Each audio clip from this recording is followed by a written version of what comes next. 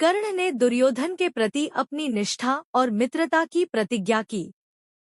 उनमें से कोई भी नहीं जानता था कि कर्ण वास्तव में कुंती का सबसे बड़ा पुत्र था, जो पांडु से उसकी शादी से पहले सूर्य से पैदा हुआ था। कुरुक्षेत्र युद्ध में कर्ण दुर्योधन का सबसे बड़ा चैंपियन था और 15वें दिन से सेनापति के रूप में कार्य करता था। दुर्योधन का ईमानदारी से मानना था कि कर्ण अर्जुन से श्रेष्ठ है और अपने 4 भाइयों को हरा देगा। जब कर्ण मारा गया तो दुर्योधन ने उसकी मृत्यु पर बहुत शोक मनाया, भाइयों की मृत्यु से भी अधिक, और वह बहुत दुखी था। जब कर्ण की पहचान उसके सामने आई तो दुर्योधन का कर्ण के प्रति प्रेम और बढ़ गया और कहा जाता है कि कर्ण का अंतिम संस्कार पांडवों ने नहीं बल्कि उसने ही किया था। कृष्ण ने पुष्टि की कि कर्ण पर उनका सबसे बड़ा अधिकार था, क्योंकि वे एक दूसरे से सच्चा प्यार करते थे और एक दूसरे का साथ देते थे। बचपन में भीम ने कौरव भाइयों को घायल करने के लिए अपनी क्रूर शक्ति का इस्तेमाल किया था। चूंकि भीम को खाना बहुत पसंद था, इसलिए दुर्योधन ने शकुनी के कहने पर भीम को जहर खिलाकर मारने की कोशिश की, लेकिन भीम जाल से बच गया और पहले से भी ज्यादा ताकतवर निकला। दुर्योधन ने फिर शकुनी द्वारा वारणावत में मोम के घर में पांडवों को जलाने की साजिश में भाग लिया। हालांकि विदुर द्वारा चेतावनी दिए जाने के बाद वे जाल से बच निकलने में सफल रहे। दुर्योधन ने अपने मित्र कर्ण की मदद से उसके स्वयंचन समारोह से उसका अपहरण कर लिया, क्योंकि उसे उसके द्वारा अस्वीकार कर दिया गया था। हस्तिनापुर पहुंचने पर दुर्योधन ने अपने परदादा भीष्म द्वारा अपने सौतेले भाई के लिए काशी की 3 राजकुमारियों का अपहरण करने का उदाहरण देकर अपने कृत्य को उचित ठहराया। लक्ष्मण कुमार और लक्ष्मणा दुर्योधन और भानुमति की संतान थे। कुरुक्षेत्र युद्ध में लक्ष्मण की मृत्यु और लक्ष्मणा की कृष्ण के पुत्र साम से शादी के अलावा महाभारत में उनके बारे में बहुत कम जानकारी मिलती है। दुर्योधन ने अपने शत्रु भीम को चुना। भीम के शारीरिक लाभ के बावजूद दुर्योधन के पास अपनी कला के प्रति समर्पण के कारण बेहतर तकनीक थी। बलराम के 2 शिष्यों के बीच एक लंबी और क्रूर लड़ाई के बाद दुर्योधन ने भीम को थका देना शुरू कर दिया और लगभग भीम को बेहोश कर दिया। इस समय लड़ाई को देखते हुए कृष्ण ने भीम को बुलाया और अपने हाथ से उसकी जांघ पर बार बार ताली बजाकर उसे संकेत दिया, जैसा कि इरादा था। भीम को पासा के खेल के बाद दुर्योधन की जांघों को कुचलने की शपथ की याद दिलाई गई। भीम ने विजयी होकर दुर्योधन पर अपनी गदा से हमला किया और उसकी जांघ पर वार किया, जिससे दुर्योधन गंभीर रूप से घायल हो गया।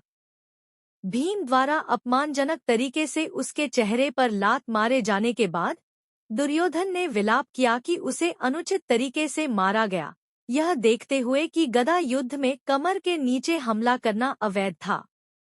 इस उल्लंघन से क्रोधित होकर कृष्ण के भाई बलराम ने हमला करने के लिए अपना हथियार उठाया। कृष्ण ने बलराम को दुर्योधन के बुरे कर्मों की याद दिलाकर सांत्वना दी और उसे युद्ध को प्रभावित करने की कोशिश करने के लिए फटकार लगाई, जिसमें उसने भाग लेने से इनकार कर दिया था। पराजित होने के बाद दुर्योधन ने पांडवों के सामने शेखी बघारी कि वह कैसे शानदार मौत मरेगा, कैसे उसने पांडवों के निर्वासन के दौरान हस्तिनापुर का आनंद लिया और कैसे वह अब अपने दोस्तों और रिश्तेदारों के साथ जीवन व्यतीत करेगा। उसने युद्ध के दौरान पांडवों की सारी चालाकी के लिए फिर से उनकी निंदा की और उनकी विरासत की निंदा की। अपने चरित्र का सम्मान करते हुए दुर्योधन ने घोषणा की कि वह खुशी से मरेगा। महाभारत में कौरव और पांडवों के युद्ध में श्री कृष्ण की नीतियों के बल पांडवों में जीत हासिल की थी।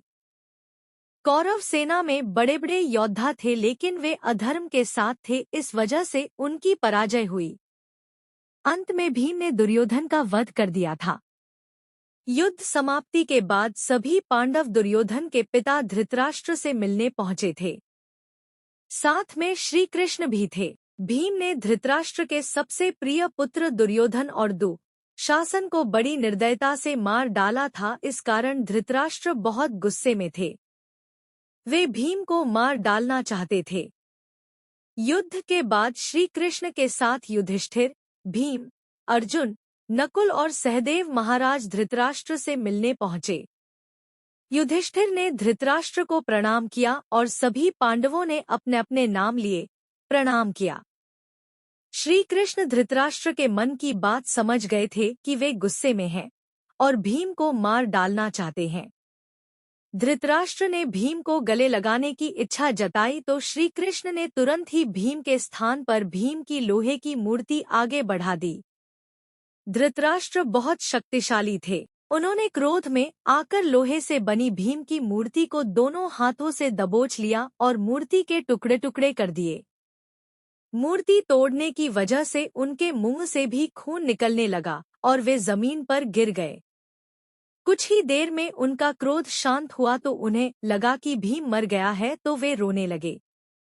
तब श्री कृष्ण ने महाराज से कहा कि भीम जीवित है। आपने जिसे तोड़ा है वह तो भीम के आकार की मूर्ति थी। इस प्रकार श्री कृष्ण ने भीम के प्राण बचा लिए।